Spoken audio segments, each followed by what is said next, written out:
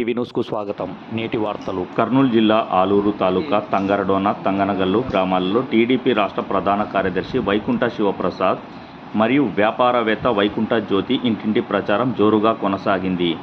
ఆ పార్టీ అధికారంలోకి రావాలని వస్తే అమ్మఒడి, వృద్ధాప్య పెన్షన్లు, వికలాంగుల పెన్షన్లు పెంచడం జరిగిందని, అలాగే మన ప్రభుత్వం ఏర్పడిన వెంటనే ఊరూరా నీళ్ల సమస్య, డ్రైనేజీ సమస్య మరియు రోడ్ల సమస్య మన ముఖ్యమంత్రి చంద్రబాబు నాయుడు దృష్టికి తీసుకువెళ్లి 6 నెలల లోపు చేయిస్తామని వారు ప్రజలకు హామీ ఇచ్చారు. సైకిల్ గుర్తుపై ఓటు వేసి మన ఎమ్మెల్యేగా వీరభద్రగౌడ్ను మరియు ఎంపీగా పంచలింగాల నాగరాజుని గెలిపించాలని వారు ప్రజలను కోరారు.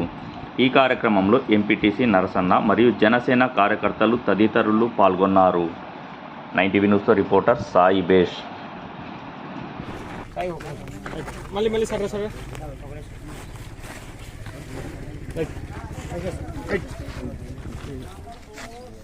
కొద్దిగా వెనకాలన్నా రైట్ సార్.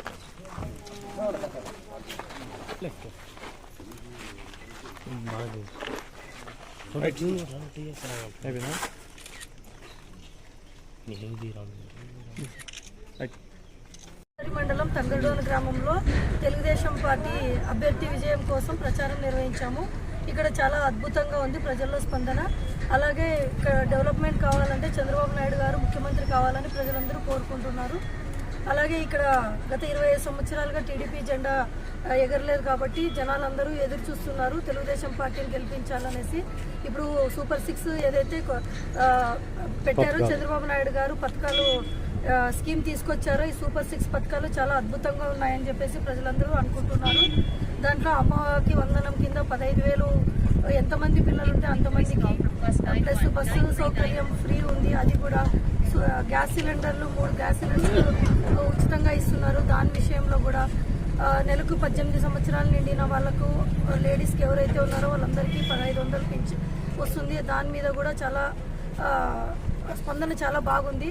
అలాగే నిరుద్యోగులకు కూడా 3,000 నిరుద్యోగ భృతి కింద వస్తుంది.